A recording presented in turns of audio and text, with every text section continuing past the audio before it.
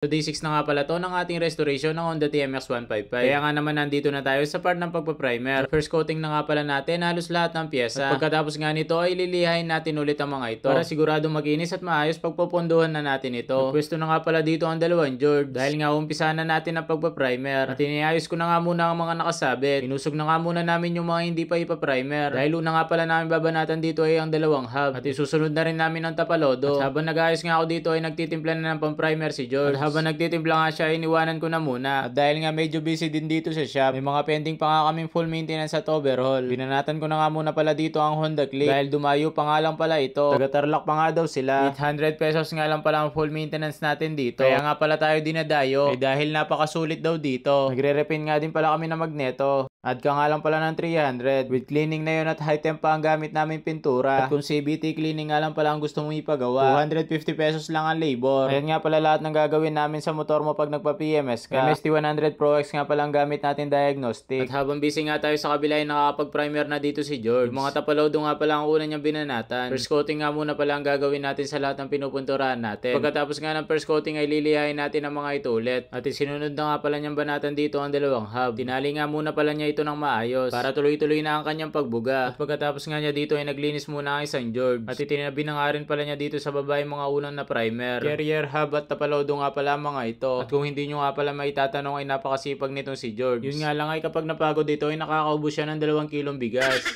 At pagkatapos nga ng paglilinis ay banat na agad. Inuna na nga pala dito ni George ay mga liit-liit na pyesa. Tulad nitong engine guard at takip ng airbox. Sinabay na nga din pala niya dito ang dalawang panel. At itong cover sa magneto. At ito na nga pala sila after ng first coating. At pagkatapos nga niya dyan ay ako naman ang bumanat. Ito nga pala ang swinger, mga una kong binugahan. At ito nga din pala ang nagpahirap sa amin sa pagtanggal ng pintura. At isama mo na rin sa pagliliya. Pero dito sa amin ay hindi uso ang mahirap. Dahil sanay na kami dito at ine-enjoy na lang namin ang aming trabaho. Pagkatapos nga natin sa swinger, may dito naman tayo sa kanya rear shock. At sunod ko na nga palang binanatan ay ang kanyang tipos. Inayos ko na nga din muna pala ang mga pagkakasabit. At dumating na nga din pala dito si George. Pinabalot ko nga pala ng papel sa kanya ang telescopic ng front shock. At saka ako na nga din pala ay pinasabit sa kanya. At pagkatapos nga niya ito naisabit ay binanatan ko na kaagad. At ito na nga pala ang last na ipa-primer natin. Dahil medyo oras na nga din pala. At kahit oras na ay may mga customer pa rin pala tayo. Magtatapos na nga lang pala tayo ng gawa bago tayo magsara. Pero itong Aerox at XRM ay baka bukas na natin itutuloy. Dahil overall nga pala pareho ito. Kaya hindi nakakayanin ng oras natin ngayon. Kaya itong kulong na lang muna ang tatapusin natin. At si George na ang bahala dyan. At ito na nga pala lahat na na-primer natin ngayong araw.